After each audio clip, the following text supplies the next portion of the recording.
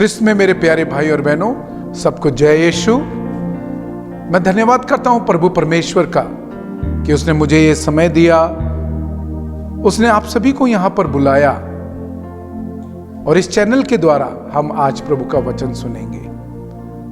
मेरे प्यारे भाई और बहनों, हमारे समाज में, मैं जब समाज की बात कर रहा हूं, ईमान जो विश्वास रखते हैं उनके बीच में एक बात की कंफ्यूजन है। उनको आत्मिकता और धार्मिकता, इसको लेकर कंफ्यूजन है। कोई लोग धार्मिकता को आत्मिकता समझते हैं, आत्मिकता को धार्मिकता। और आप जब मुझको सुन ही रहे होंगे, ये आत्मिकता क्या है, धार्मिकता क्या है, इसके ऊपर हम आज मनन चिंतन करेंगे। What is spirituality? What is spirituality? आत्मिकता क्या है, इसके ऊपर हम आज मनन चिंतन करेंगे। और प्रभु हमें ज्ञान प्रदान करे, अपने वचनों के द्वारा हर कंफ्यूजन को दूर करे। आइए हम प्रार्थना करें। पिता और पुत्र और पवित्र आत्मा के नाम पर आमीन। हे प्यारे प्रभु यीशु मसीहा, धन्यवाद करते हैं, आपने हमें ये समय दिया है कि हम आपके पवित्र वचनों पर मनन चिंतन करें। और आपने हमें बताया है कि आज किस पर मनन चिंतन करना है। प्यारे प्रभु, आज हम आत्मिकता के ऊपर मनन चिंतन करेंगे। ये टॉपिक आपने दिया है, आपने हमें प्रेरित किया है कि हम इसके ऊपर मनन चिंतन करें और आत्मिकता में बढ़ते जाएं और समझें कि ये आत्मिकता क्या है और धार्मिकता क्या है। हमें अपनी कृपा से भर दीजिए। हमें प्रार्थना करते हैं हमारे प्रभु ख्रिस्त के द्वारा, आमीन। तो मेरे प्यारे भाई और बहनों, जिस तरह मैं शुरुआत में ही बताया कि देयर इज अ कंफ्यूजन। लोग धार्मिकता कर रहे हैं और उसी को आत्मिकता समझ रहे हैं। तो आइए हम वचनों के द्वारा देखेंगे कि जो मिसअंडरस्टैंडिंग्स है वो किस किस तरह की है, किस तरह जो कंफ्यूजन है उसको समझेंगे। सबसे पहले हम वचन लेंगे प्रेरित चरित्र अध्याय 17 पद संख्या 22। इस वचन में हम पढ़ते हैं, संत पौलुस परिषद के सामने खड़ा होकर पौलुस ने ये कहा, एथेंस के सज्जनों, मैं देख रहा हूं कि आप लोग देवताओं पर बहुत अधिक श्रद्धा रखते हैं। संत पौलुस एथेंस में थे, उन्होंने देखा वो बहुत सारे देवताओं के ऊपर श्रद्धा रखते हैं और उसको वो आत्मिकता समझते हैं। They think it is a spirituality. और देवताओं की बात हुई है, परमेश्वर की बात नहीं हुई है। सो जो देवताओं पर मनन चिंतन करते हैं, देवताओं के ऊपर श्रद्धा रखते हैं, वो धार्मिकता है, वो स्पिरिचुअलिटी नहीं है, आत्मिकता नहीं है। हम आएंगे कि आत्मिकता क्या है और इसके ऊपर संत पौलुस जब कहते हैं कि तुम बहुत अधिक श्रद्धा रखते हो, मतलब आप बहुत समय व्यतीत करते हो उस श्रद्धा को व्यक्त करने के लिए। तो वो श्रद्धा को व्यक्त करने के लिए क्या किया जा रहा है? लगातार समय व्यतीत किया जा रहा है और उससे कहीं आत्मिकता उत्पन्न हुई। क्या आपका परमेश्वर से मेल हुआ? क्या परमेश्वर की बातें आप में आ गई? क्या आप परमेश्वर के जैसे हो गए हो? यदि नहीं तो वो धार्मिकता है, आत्मिकता नहीं है। तो हम पढ़ते हैं मरकुस अध्याय 10 पद संख्या 17 से, जहां पर एक धनी आदमी प्रभु यीशु के पास आता है। क्योंकि कुछ लोग समझते हैं उत्तेजित हो जाना, धर्म के लिए उत्तेजित हो जाना आत्मिकता है। धर्म के लिए उत्तेजित हो जाना, उसके अनुसार जीवन बिताना, वो आत्मिकता है। तो इसका मतलब क्या है दुनिया में बहुत सारे धर्म हैं, बहुत सारे धर्म हैं, हर कोई अपने धर्म के लिए उत्तेजित है। इसलिए आज पूरी दुनिया में कंफ्यूजन है, क्योंकि हर कोई समझता है कि वो ही बेस्ट है। हर कोई समझता है कि हर जो वो सोच रहे हैं, जो वो कर रहे हैं, वही बेस्ट है, और दूसरों को दबाने की कोशिश हो रही है, और उससे इतना सारा कंफ्यूजन है, लड़ाई झगड़ा है, अशांति है। तो देखते हैं यहां पे क्या होता है। ईसा किसी दिन प्रस्थान कर ही रहे थे कि एक आदमी दौड़ता हुआ आया और उनके सामने घुटने टेक कर उसने यह पूछा, भले गुरु, अनंत जीवन प्राप्त करने के लिए मुझे क्या करना चाहिए? प्यारे, सबसे पहले यहां पर उस अमीर आदमी के बारे में देखें। वो कुछ करके आत्मिकता में बढ़ना चाहता है, वो कुछ करता है। अभी क्या क्या करता है अभी पता लगेगा। वो क्या करता है जिसको वो आत्मिकता समझता है। वो पूछता है, भले गुरु, अनंत जीवन प्राप्त करने के लिए मुझे क्या करना चाहिए? ईसा ने उससे कहा, मुझे भला क्यों कहते हो? ईश्वर को छोड़ कोई भला नहीं है। तुम आज्ञाओं को जानते हो, हत्या मत करो, व्यभिचार मत करो, चोरी मत करो, झूठी गवाही मत दो, किसी को मत ठगो, अपने माता पिता का आदर करो। देखिए उसने क्या उत्तर दिया। उसने उत्तर दिया, गुरुवर, इन सब का पालन तो मैं अपने बचपन से करता आ रहा हूं। तो इन सब आज्ञाओं की पालना करके वो समझता है वो आत्मिकता में बढ़ गया, पर उसने अपने अंदर महसूस किया कि मैं जो करता आया हूं, उसको शक हुआ और प्रभु को बोलते, ये तो मैं बचपन से करता आ रहा हूं, पर संतुष्ट नहीं है वो, उसके अंदर वो शांति नहीं है, तो वो अभी भी ढूंढ रहा है। फिर आगे हम देखते हैं, ईसा ने उसे ध्यानपूर्वक देखा और उनके हृदय में प्रेम उमड़ पड़ा। उन्होंने उससे कहा, तुम में एक बात की कमी है। हाँ, देखो उसने आज्ञा की पालन की, पूरे हुक्मों की पालना की है, बचपन से करता आया, फिर भी प्रभु बोलता है उसमें कमी है। बहुत सारे समझते हैं जो मुझको आज्ञा मिली उसको पूरा कर लिया, हो गया, मेरे को स्वर्ग मिल गया, मेरे को परमेश्वर मिल गया, और बहुत सारे इसी उलझन में पूरा जीवन बिता देते हैं। ना उनको परमेश्वर के दर्शन हुए, ना उनको परमेश्वर से उनकी पर्सनल रिलेशनशिप स्थापित हुआ, जो लिखा उसको किया। प्रभु ने उसको बोला कमी है। फिर उसके बाद प्रभु उसको बताते हैं, जाओ अपना सब कुछ बेचकर गरीबों को दे दो और स्वर्ग में तुम्हारे लिए पूंजी रखी जाएगी, तब आकर मेरा अनुसरण करना। तो उसने समझा ये उत्तेजना रख के, हाँ मैंने ये कर लिया, ये कर लिया, ये कर लिया, हाँ मेरे को सब कुछ हो गया। प्रभु कहता, हालो, कुछ कमी है, इसलिए तू अभी भी ढूंढ रहा है। और प्रभु ने उस कमी को पहचान लिया कि तेरे अंदर धन के लिए लालसा है, तेरा ध्यान परमेश्वर नहीं धन है।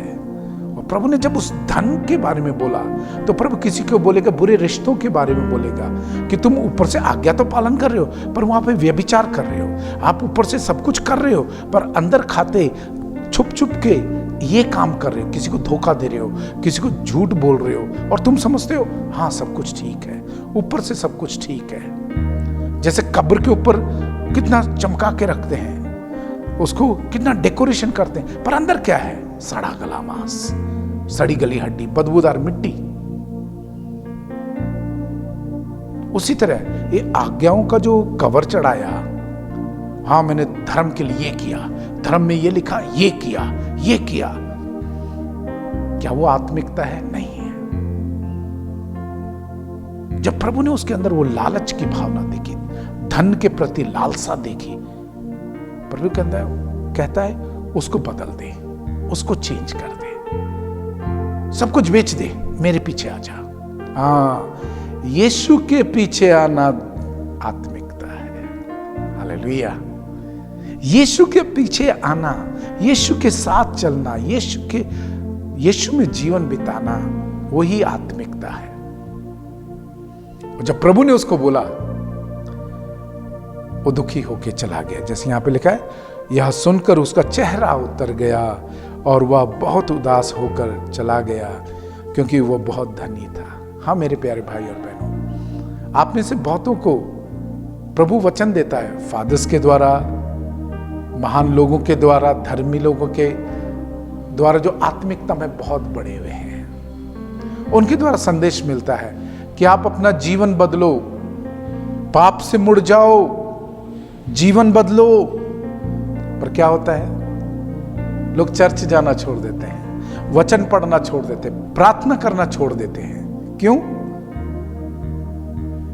आप लोग समझते हैं चर्च आए, किसी भी समय आ गए, सिर झुकाया, अगर सामने परम प्रसाद बट रहा है जाके मुंह खोल के परम प्रसाद ले लिया, आपने समझा कि और मेरी ड्यूटी पूरी हो गई है। प्यारे, ये आत्मिकता नहीं है। और धार्मिकता आपको नहीं बचाएगी, धार्मिकता आपको नहीं बचाएगी, आत्मिकता बचाएगी। आपका परमेश्वर के साथ जो रिलेशन है, गहरा रिलेशन, रिश्ता, वो आपको बचाएगा। हालेलुया। प्रभु यीशु तेरी महिमा हो गई, प्रभु यीशु तेरी आराधना हो गई। हम लोग कई बार समझते चर्च में झाड़ू लगा दिया हमको मुक्ति मिल जाएगी, साफ सफाई कर दी हमको मुक्ति मिल जाएगी, क्वायर में भाग ले लिया हमने ड्यूटी पूरी कर ली, हमने पाठ पढ़ लिया। क्वायर में किराए पे भी लेके आ सकते हैं, पाठ कोई भी पढ़ सकता है। मेन बात है क्या आपका परमेश्वर के साथ, जीसस यीशु के साथ रिश्ता कैसा है। नहीं तो आप ध्यान रखिए, प्रभु यीशु मार्कुस अध्याय 1 पद संख्या 22 से है। प्रभु जब मंदिर में गए, मंदिर में एक आदमी जो बुरी आत्मा से भरा था बैठा था, मंदिर में बैठा था, प्रवचन सुन रहा था। क्या पता वो अपनी अपनी अलग अलग धार्मिक ड्यूटी पूरी कर रहा होगा, पर जब यीशु सच्चाई, रोशनी उसके सामने आया, उसमें वो दिखाई दे गया और बोलता है यीशु परमेश्वर के पुत्र। प्रभु यीशु उसको वहीं पे डांटते हैं। हाँ, चर्च में आना, मंदिर में आना, बैठना और साफ सफाई करना या कुछ भी करना जो चर्च में है या मंदिर में है, पवित्र मंदिर में, आप उसको आत्मिकता नहीं समझिएगा। आत्मिकता मतलब है परमेश्वर के साथ, उसकी आत्मा के साथ एक हो जाना। हम स्तोत्र 73 में पढ़ते हैं, उसकी पद संख्या 25 में पढ़ते हैं कि I am pre occupied with Christ. Spirituality का मतलब क्या है? मैं प्रभु में खोया हुआ हूं। मैं दुनिया में नाम शोहरत के लिए नहीं, प्रभु में खोया हुआ हूं। जैसे यहां पे लिखा है स्तोत्र 73 उसकी 25 आयत में, तेरे सिवा स्वर्ग में मेरा कौन है, मैं तेरे सिवा पृथ्वी पर कुछ नहीं चाहता। मेरे को और कोई नहीं चाहिए, मेरे को बस यीशु चाहिए। यह है आत्मिकता, यह है आत्मिकता कि मैं प्रभु यीशु को ही चाहता हूं और किसी को नहीं। अगर मैं किसी की सेवा कर रहा हूं क्योंकि मैं जानता हूं कि मेरा यीशु चाहता है, ये नहीं कि मैं चाहता हूं, मेरा यीशु चाहता है। मैं चर्च में काम करूं क्योंकि मेरा यीशु चाहता है। मैं चर्च में किसी तरह की सेवा कर रहा हूं, मेरा यीशु चाहता है। अगर मैं प्रार्थना कर रहा हूं, मेरा यीशु चाहता है। अगर मैं रोजा परहेज कर रहा हूं, प्रेयर एंड फास्टिंग कर रहा हूं, क्यों? दिखाने के लिए नहीं, मेरा यीशु चाहता है। You know what he wants. आत्मिकता क्या है? आप जानते हो वो क्या चाहता है। आप आत्मिकता में जानते हो कि उसको क्या चाहिए, मुझसे क्या चाहिए। इसलिए मैं पूरी विनम्रता के साथ उसके सामने प्रार्थना करता हूं, प्रभु मुझको बता। ये आत्मिकता है। तेरी खुशी मेरी खुशी है, मैं अपनी खुशी नहीं करना चाहता। इसलिए हम संतों के जीवन में देखते हैं, परमेश्वर के यीशु की खुशी के लिए अपनी जान तक दे दी, मार सहा। हम प्रेरितों के बारे में इतिहास से जानते हैं कि किस तरह उनको खड़े होके जिंदा उनका चमड़ा निकाल दिया गया, पर कितने खुश थे कि हम प्रभु यीशु के द्वारा लिए सताए गए हैं। अब प्रेरित चरित्र में पढ़ लीजिए, जब वो लोग प्रचार कर रहे थे, उनको रोका गया, मारा गया, पीटा गया, कुछ लोगों का मर्डर भी हो गया, पर वहां पे क्या लिखा है? वो खुश थे कि हम प्रभु यीशु के लिए सताए गए हैं। हाँ प्यारियों, आत्मिकता आपको क्या करेगी? आपको खुश बनाएगी, क्योंकि आप जानते हैं यीशु की खुशी वो है। आपको शांत बनाएगी, आपको उद्वेलित नहीं करेगी, आपको उत्तेजना से नहीं भरेगी। जैसे कोल्ड ड्रिंक में से झाग निकलता, जुप, बाद में ठंडा। ये क्या है? आपको शांति का वातावरण देगी। भले कितना भी भार तूफान है, युद्ध है, कितना भी है, पर आप जानते हो आप यीशु के साथ हैं, यीशु आपके साथ है। और आत्मिकता का मतलब है आप किसी भी माहौल में प्रभु यीशु को प्रकट करेंगे। माहौल कैसा है? गरीबी का है, आप यीशु के जैसे वहां पे एक्ट करेंगे। माहौल कैसा है? लड़ाई झगड़े का है, बहुत पाप है, बुराई है, घूसखोरी है, लालच है, बाहर बहुत पाप वाला माहौल है, लालच है, बुराई है, गंदगी है, पर वहां पे आप बिल्कुल प्रभु यीशु के जैसे अपना कैरेक्टर बना लिया है। जैसे प्रभु के बारे में लिखा है, वो हर तरफ से उसकी परीक्षा हुई, पर उसने पाप नहीं किया। आप भी बहुत सारी परीक्षाओं में फंसे हैं, पर आप, क्योंकि प्रभु चाहता है आप पाप नहीं करते हो, आप आत्मिक हो। आप शारीरिक इच्छाओं को, शारीरिक लालसाओं को पहल नहीं दे रहे, पर अपनी आत्मा को परमात्मा से मिला है वचन के अनुसार।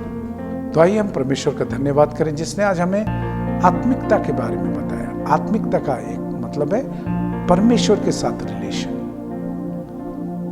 मैं लोगों को नहीं दिखाता, पर मेरा परमेश्वर के साथ एक गहरा संबंध है। मैं उसको समझता हूं, वो मुझको समझता है। मैं उसको जानता हूं, वो मुझको जानता है। आइए प्रभु का धन्यवाद करें, हम इसमें बढ़ते जाएं और बाहरी दिखावे के लिए, संसार में नाम कमाने के लिए हम जो धार्मिक काम कर रहे हैं, धर्म के नाम पर काम कर रहे हैं, उससे बचें। अगर आप कर भी रहे हैं तो देखिए प्रभु की क्या मर्जी है, प्रभु की क्या इच्छा है। यही आत्मिकता है। प्रभु क्या चाहता है, मैं प्रभु के अनुसार काम करता हूं, जीवन बिताता हूं। पिता और पुत्र और पवित्र आत्मा के नाम पर आमीन। सबको जय यीशु।